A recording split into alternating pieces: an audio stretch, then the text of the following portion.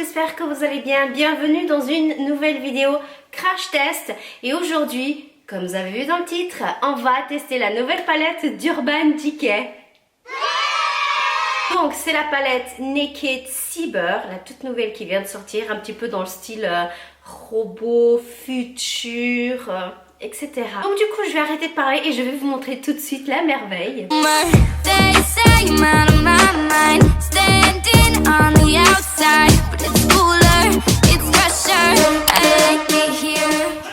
Et voilà du coup comment elle se présente. Je trouve les couleurs super sympas. Alors très discret, mais je sais pas, je trouve que c'est original. Rien que le packaging, comme vous voyez. Alors les couleurs.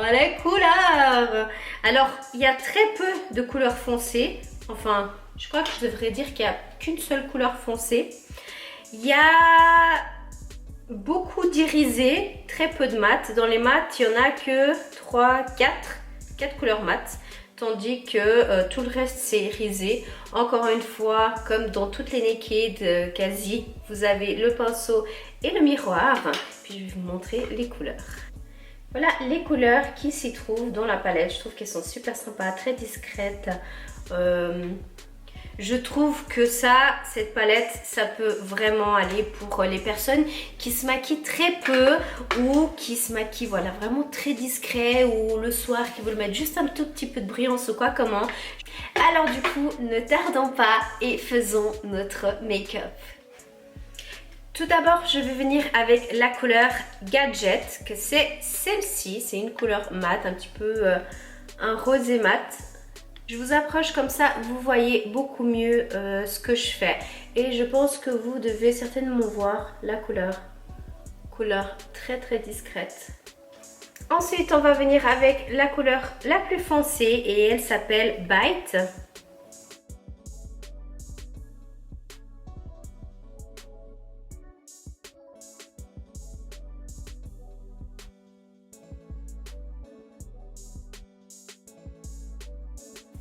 J'aime bien parce que jusqu'à maintenant, il n'y a aucune chute de fard. Ensuite, je vais venir avec la couleur Override, que c'est celle qui est juste ici. Super discret. Je pense qu'il aurait fallu mettre quelque chose. Je pense qu'il aurait fallu mettre une base ou un fard à paupières en dessous, parce que là c'est vrai qu'il y a plus de pailletés qu'autre chose. Je pense qu'à la caméra vous verrez pas grand chose. Je vais peut-être essayer de prendre une base de chez P. Louise Makeup. Du coup j'ai pris la teinte Pretentious Peach, je crois que c'est comme ça qu'on dit, et je vais la mettre sur toute ma paupière mobile.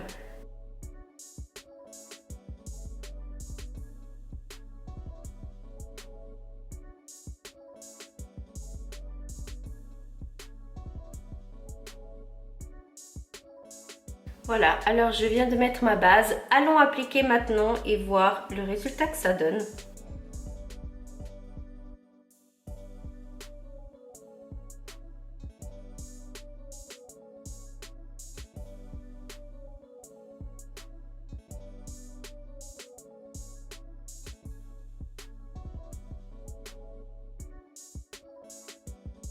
Je vois que les teintes sont très discrètes, donc franchement allez-y, mettez un fard à paupières avant sur la paupière mobile ou alors une base, histoire que ce soit un peu plus voyant la pigmentation. Après là j'ai pris qu'une seule teinte, hein. Je viens de mettre qu'un seul brillant, mais je vais essayer sur ma muqueuse une autre teinte pour voir si on voit mieux ou pas. J'aimerais également ajouter dans le coin interne de mon œil une teinte, et puis je vais utiliser la Not About, que c'est celle-ci. Alors celle-ci elle est plus pigmentée que celle que j'ai pris. Après je sais pas si c'est parce que voilà, question de teinte avec ma couleur de peau. Je saurais pas vous dire, mais en tout cas ce pailleté, enfin cette couleur irisée, on la voit quand même beaucoup plus. Et ensuite, en dessous de l'œil, je vais appliquer la couleur Yek. Y3K. Je ne saurais pas vous dire. C'est cette teinte-là.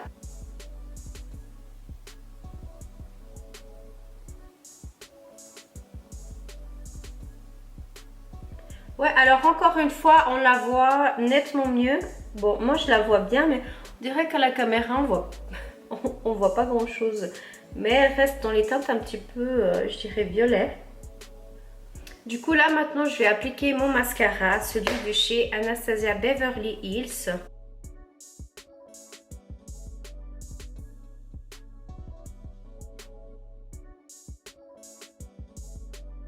Appliquons maintenant le rouge à lèvres de chez MAC. En fait, c'est un gloss et il s'appelle Dance All Night. Vu que les couleurs, elles sont un petit peu comme ça, style galactique et tout, je trouvais que c'était assez sympa.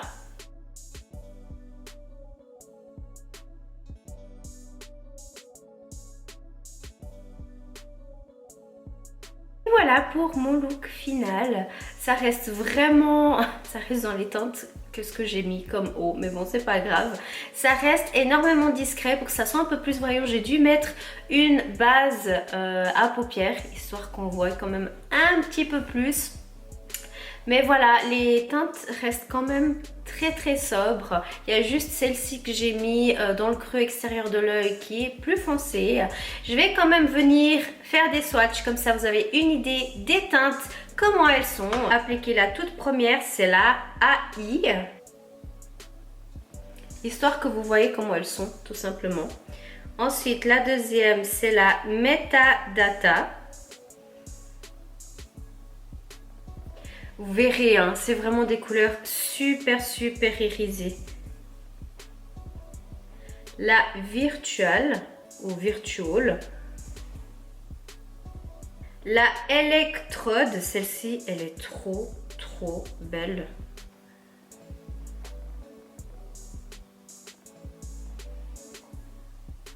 Il y a la Cyberspace. Couleur gadget, dans celle que j'ai appliquée tout à l'heure. Moi je vous dis, vous voyez rien avec cette lumière. Les couleurs sont tellement discrètes. La teinte Call It. Non mais vous allez rire, hein. La Not a Boy. Ensuite nous avons la Static. Nous avons la Y3K. Nous avons la Override et la dernière, Bite.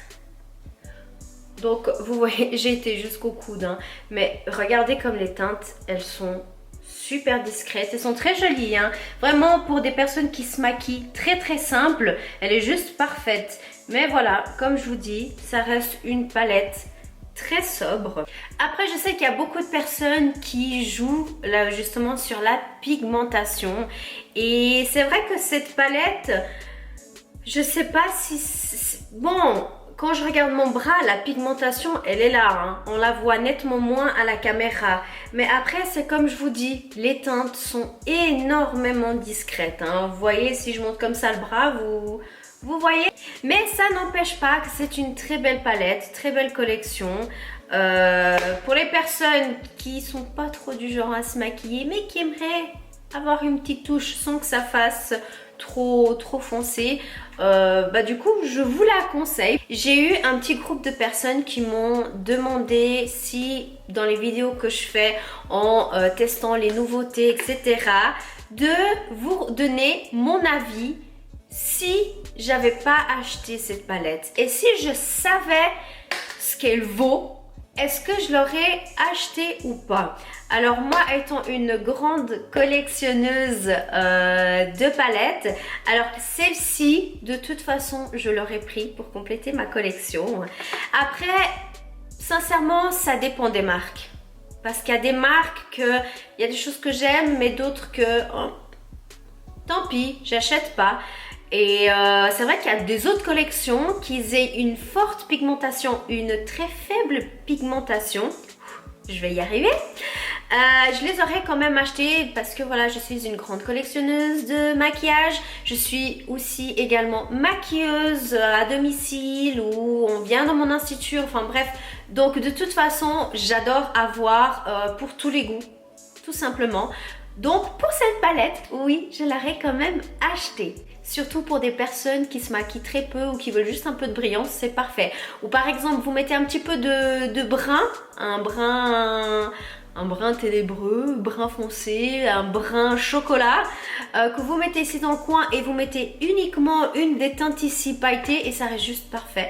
Alors voilà, j'espère que cette vidéo vous a plu. N'hésitez pas à mettre un j'aime pour m'encourager tout simplement et à vous abonner si ce n'est pas encore fait. Si vous avez des suggestions ou des idées de vidéos, des choses que vous aimeriez voir, des choses que, je sais pas, dans les produits de soin, dans les maquillages que vous voulez avoir mon avis, que vous voulez que je teste, tout simplement des styles de vidéos différents, n'hésitez pas à m'écrire en commentaire histoire que je m'organise et que je regarde et que je vous offre le contenu que vous aimez et que moi aussi j'aime, parce que c'est important de le faire pour vous mais aussi pour moi.